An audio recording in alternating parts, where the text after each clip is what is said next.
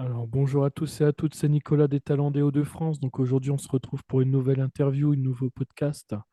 Donc aujourd'hui on est en compagnie du groupe Thinking Too Much. Bonjour. Bonjour. Alors je vais vous laisser un peu vous présenter un peu chacun et dire qui vous êtes un peu près dans le groupe et quel rôle vous jouez justement. Ok, bah, moi je m'appelle Élise, je suis violoncelliste et chanteuse dans le groupe. Voilà. Et moi, c'est François, je suis le bassiste du groupe. Et puis, comme en autoproduction, un peu l'homme à tout faire et il y a à faire. Voilà. Et ensuite, n'est pas là, mais compte énormément dans la team, c'est Charles, qui est mon fils, mais également le batteur du groupe, et Léandre, qui est le guitariste. D'accord. Et comment est né justement Thinking Too Much? Quelle est l'histoire justement derrière le nom du groupe? Alors, c'est une histoire qui est à la fois longue et récente. Enfin, la base du groupe, c'est Léandre, le guitariste, et moi-même à la basse. On fait de la musique depuis 10 ans et on a eu plusieurs groupes pendant ces 10 années, des groupes plutôt de cover. Et depuis 2 ans, on a formé Thinking. Donc, on avait différents noms, hein. Les groupes s'appelaient No le groupe. Il y avait un groupe qui s'appelait Space Naze. Voilà, enfin bref. Et avec donc Léandre, il y a 2 ans, on a formé un nouveau groupe en intégrant mon fils à la batterie, qui souhaite devenir batteur professionnel. Et après quelques mois de fonctionnement avec une première chanteuse qui est également la parolière du groupe aujourd'hui, qui s'appelle Marianne, on a eu une rencontre avec Élise pour une circonstance qui était un peu indépendante du groupe. C'était à l'occasion d'un examen de fin d'année de mon fils à la batterie, qui devait jouer un morceau de métal un peu complexe à chanter. Et Élise est venue chanter ce morceau. Parce que on dirait un Ouais. mot. Non, bah oui, avec Charles on se connaît du conservatoire et il m'a proposé de chanter et je sais pas. Quand je suis arrivée pour la répétition, j'ai chanté bah, ça s'est bien passé et je pense que bah, tout le monde a un peu apprécié. Et puis ensuite, on m'a proposé de rejoindre le groupe aux côtés de Marianne. Et petit à petit, enfin maintenant, Marianne est en Irlande pour faire ses études et du coup, je suis la chanteuse principale du groupe. Voilà. Donc D'accord. c'est voilà, donc le groupe s'est formé de façon un peu voilà, progressive, mais il existe vraiment de façon maintenant tel qu'il est aujourd'hui depuis un peu plus de 2 ans. Le premier concert qu'on a fait, c'était en février 2024, si je me souviens bien. Voilà. Et alors que les premières compositions étaient essentiellement un apport de Léandre et moi, parce que bon, on avait déjà 10 ans de fonctionnement ensemble. Ce qui est vraiment sympa, c'est qu'aujourd'hui, chacun amène sa patte et là, on est en train de préparer des nouveaux titres. Et chaque titre est le fruit de l'apport d'un de nous. Donc, il y aura un titre plutôt Léandre, un titre plutôt Élise, un titre plutôt François, plutôt Charles, c'est amusant. D'accord. Alors, comment justement vous décrirez votre musique à quelqu'un qui vous a jamais écouté? Bah, c'est compliqué, mais je pense qu'on peut dire que c'est du rock. On fait du rock déjà. Il y a un peu des sonorités symphoniques parce que bah, de la part du violoncelle qui s'ajoute, c'est un petit peu, bah, c'est pas très commun dans les groupes de rock en tout cas. Et, euh, et je pense qu'on peut dire que, enfin, tout le monde nous dit qu'on a un peu une sonorité 70s. Ouais, voilà, ouais, il y a une forte tonalité 70s du fait de Léandre, qui est vraiment un fan des années 70 à la guitare. Donc, sa guitare amène forcément ces sonorités-là. Moi, je suis plutôt sur des sonorités liées à ce que j'écoutais dans les années 90 quand j'étais jeune. Donc, j'aime beaucoup Prince, Kezia Jones. Donc, il y a un peu de funk. Par moment, les Red Hot. Et puis, des groupes comme Frankie Goes to Hollywood. Voilà. Après, pour parler pour Charles, Charles, il est plutôt jazz. Il suit une formation de batteur professionnel pour devenir batteur professionnel en jazz sur Paris. Et donc, il aime bien les patterns assez complexes, les sonorités très travaillées. Voilà, ce qui est intéressant, ça, Donc ça fait un mélange un peu étonnant qui fait qu'on a du mal à nous classer en général quand même, Ouais. même si la base c'est bien du rock, mais les apports font que c'est pas facile à classer dans une catégorie particulière du rock, quoi. Donc la facilité c'est de dire on fait du rock indépendant, mais voilà, Ouais. en réalité c'est. Il y a une chose par contre qui est sûre, c'est qu'on est attaché à ce qu'un morceau ne ressemble pas à l'autre. Un des éléments forts de notre groupe, c'est la diversité. On joue la diversité, on veut démontrer que la musique permet aux diversités de bien s'associer, de bien fonctionner ensemble. Et bah, c'est le cas de notre groupe déjà entre les générations, hein. On va de 16 à 53 ans. Et puis, c'est le cas aussi dans les rencontres qu'on fait, dans l'ouverture du groupe. Voilà, voilà, on est vraiment pour l'ouverture sur toutes les formes de musique, toutes les formes d'art. Et c'est ce qui nous caractérise aussi.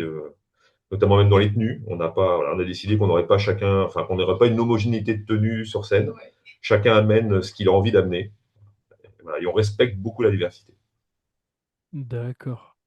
Alors, quel message justement ou quelle émotion voulez-vous faire passer à travers vos morceaux? Ça dépend des morceaux. On va dire que chaque morceau a un peu un thème différent. Mais je sais pas de quel morceau on pourrait plus parler. Bah, ça s'étend de Monstres sous le lit avec Monster of the Bed. On a peur de se tromper dans notre morceau qui s'appelle Mistaken.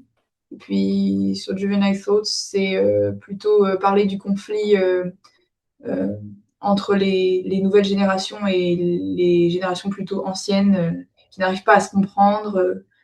Là, on est parti sur un nouveau titre qui parle a priori d'une personne qui brise les cœurs des gens, un peu un tombeur, quoi. Voilà. Mais vraiment, ça dépend des morceaux. Il n'y a pas un thème pour associer toutes les musiques. Enfin, je pense pas. Non. Bah, la diversité des membres du groupe et la diversité d'âge notamment fait que les approches sont. Là, il va y avoir des choses qui relèvent plus un petit peu des approches des chœurs d'adolescents que sont en tout cas Élise et puis Marianne qui nous a fait les premiers textes. Et puis on a aussi un nouveau parolier qui va plutôt être dans cette trempe-là.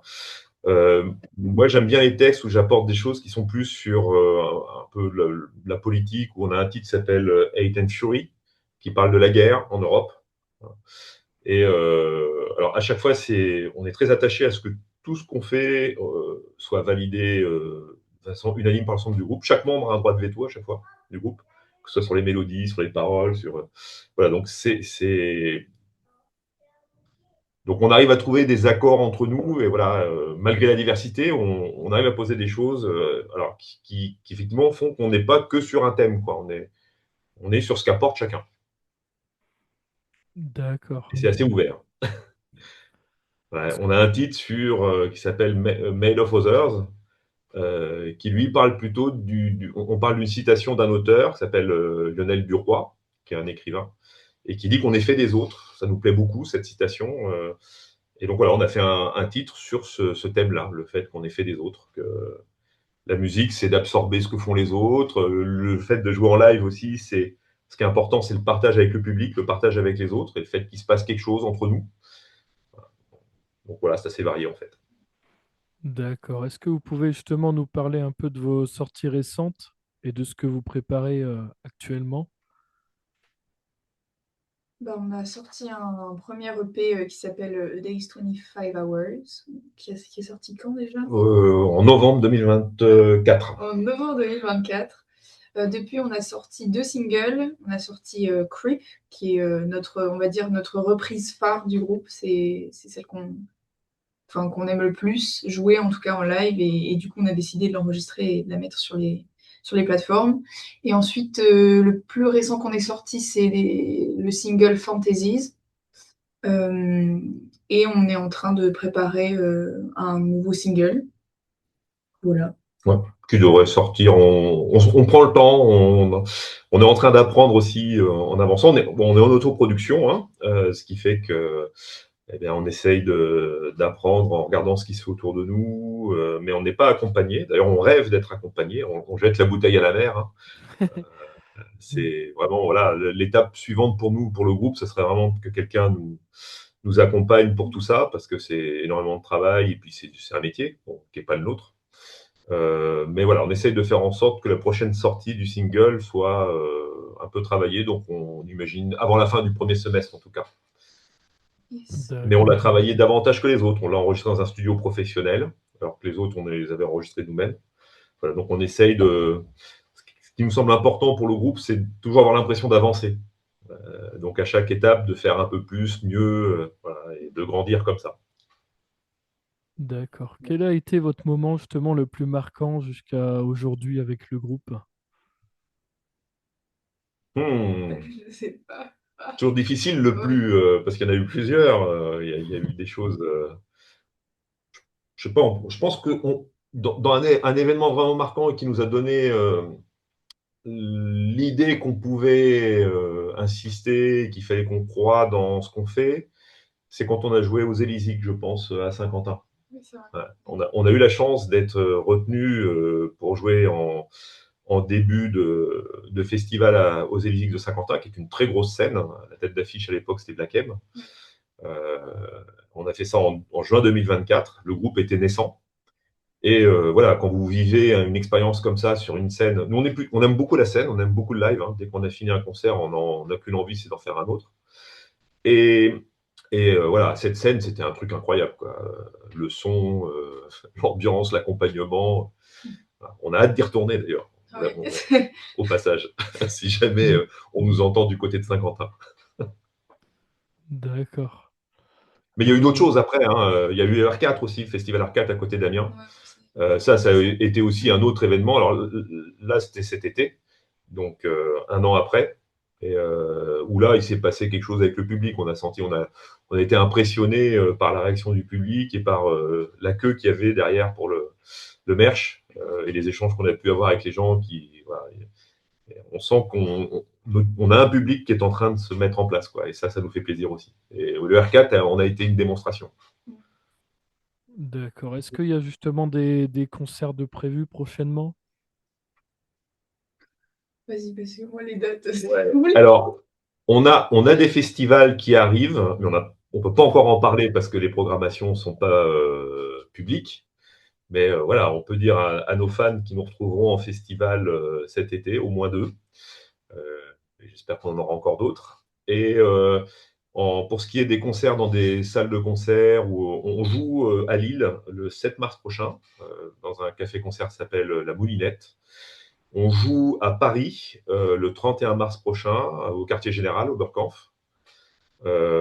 Et on est en train d'essayer de caler des dates pour rejouer sur Amiens, parce que ça va faire longtemps qu'on n'a pas joué à Ouais, Amiens, ça fait depuis novembre. Donc voilà.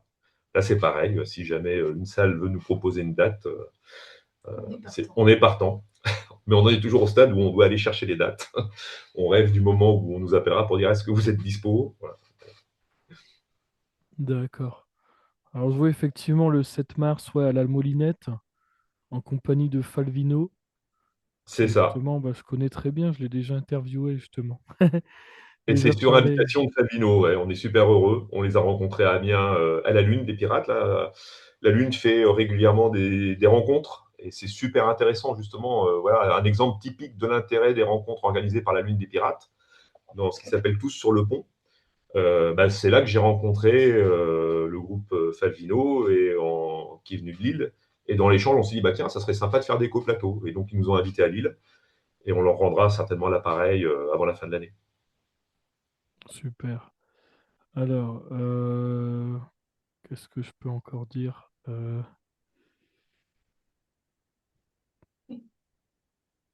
Alors, est-ce qu'il y a encore des collaborations, des projets hors musique qui vous intéressent? C'est-à-dire, c'est-à-dire, Bah, au niveau des projets sur l'avenir, est-ce qu'il y a des projets Ouais. qui sont prévus? hein, bah, pour le prochain morceau qu'on aimerait sortir sur les plateformes, on est en train de préparer un clip. Donc, on est en train de voir comment ça pourrait, enfin, le scénario, etc. Les acteurs du clip aussi. Puis, et voilà, ça va être chouette, je pense. Ouais. On a la chance d'avoir un bon ami qui a fait des études dans le domaine du cinéma. C'est lui qui nous a fait notre tout premier clip qui est la reprise d'Avenged Sevenfold, qui s'appelle Nightmare, qui est sur notre chaîne YouTube. Et comme il est un peu disponible en ce moment, il nous a proposé de retravailler avec nous sur cette fois-ci le clip de notre compo, notre prochaine compo. Et voilà, on n'en dit pas plus parce que ça va être quelque chose d'original. Vraiment, il nous a envoyé le script. C'est un script incroyable. Et ça, on sera vraiment à la frontière entre le clip et le mini court-métrage. Et voilà, donc ça, on espère le sortir avant la fin de l'année. Super. Bah voilà, bah écoutez, moi je pense avoir fait un peu le tour du coup, toutes les actualités du groupe. En tout cas, on peut vous suivre, je pense, sur tous les réseaux sociaux. Oui. C'est le Sur cas. Insta, Ouais. Facebook, sur YouTube. TikTok. Yes, TikTok. D'accord. Et puis, merci à vous d'avoir accepté l'invitation du coup pour ce podcast. Ah, merci à vous. Ben, merci pour l'invitation. Ouais. C'est toujours sympa de pouvoir partager un peu notre aventure. Voilà, puis je vais remercier également tous les auditeurs, auditrices qui nous ont écoutés sur ce podcast. Et puis, je vais vous souhaiter une très bonne journée. Merci beaucoup. Merci. À vous aussi.